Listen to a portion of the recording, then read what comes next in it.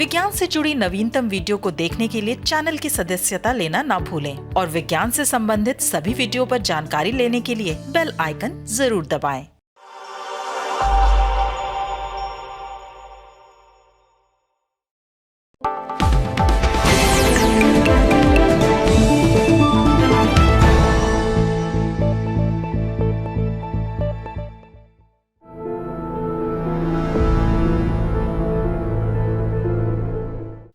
Bulletin कोविड-19 में आपका स्वागत है। मैं हूं आपके साथ अंजलि चौहान।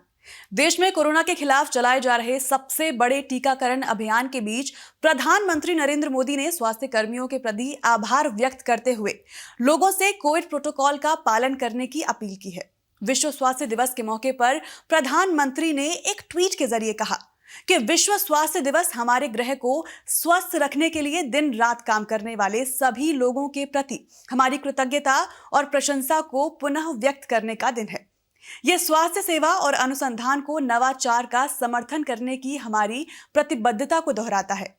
प्रधानमंत्री ने इस मौके पर लोगों से अपील की है कि वो कोविड-19 के खिलाफ लड़ाई में सहयोग करें। इसके लिए मास्क पहनना, नियमित रूप से हाथ धोना, सुरक्षित दूरी बनाकर रखना और कोविड-19 प्रोटोकॉल का पालन करना बेहद जरूरी है। एक अन्य ट्वीट में प्रधानमंत्री ने लिखा है कि भारत सरकार आयुष्मान भारत और प्रधानमंत्री जन औषधि योजना सहित कई उपाय कर रही है जिससे ये सुनिश्चित किया जा सके कि लोगों को उच्च गुणवत्ता की और सस्ती स्वास्थ्य सेवा प्राप्त हो सके। भारत कोविड-19 के खिलाफ लड़ाई को मजबूत करने के लिए दुनिया का सबसे बड़ा टीकाकरण अभियान चला रहा है। प्रधानमंत्री नरेंद्र मोदी ने खुद भी कोरोना वैक्सीन की दोनों डोज ले ली हैं। दिल्ली के अखिल भारतीय आयुर्विज्ञान संस्थान यानी कि एम्स में कोरोना का दूसरा टीका लगवाने के बाद प्रधानमंत्री ने सोशल मीडिया पर अपनी एक तस्वीर साझा की है और लोगों से अपील की है कि जो लोग कोरोना का टीका लगवाने के पात्र हैं वो जल्द से जल्द टीका लगवाएं। देश में लगाई जा रही कोरोना की वैक्सीन कोवैक्सीन का निर्माण करने वाली कंपनी भारत बायोटेक को अब वैक्सीन के तीसरे डोज के ट्रायल के लिए मंजूरी मिल चुकी है। Central drug standard control organisation की सब्जेक्ट एक्सपर्ट कमेटी ने भारत बायोटेक को कोवैक्सीन के ट्रायल का हिस्सा रहे वॉलंटियर्स पर वैक्सीन की तीसरी डोज के ट्रायल की इजाजत दे दी है।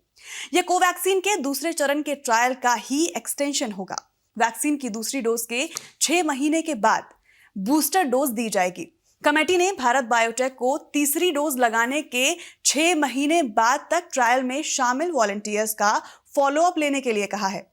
इस ट्रायल के दौरान इस बात की जांच की जाएगी कि तीसरी डोज देने के बाद शरीर में टी सेल्स की मात्रा में कितनी बढ़ोतरी होगी और इससे भविष्य में कोरोना वायरस के संक्रमण से बचने में कितनी मदद मिल सकती है।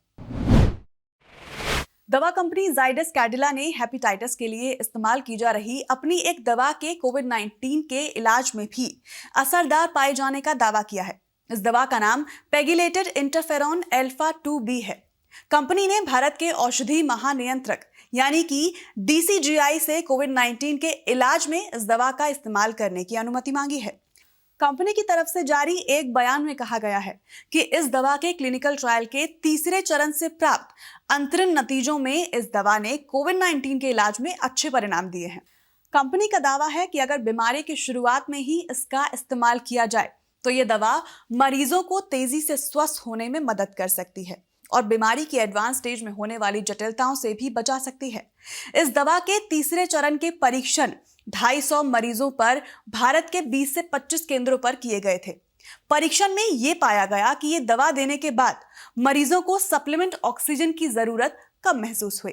कंपनी के मुताबिक पिछले कई वर्षों से ये दवा हेपेटाइटिस बी और हेपेटाइटिस सी के मरीजों के इलाज के लिए इस्तेमाल की जा रही है। आज के इस अंक में बस इतना ही।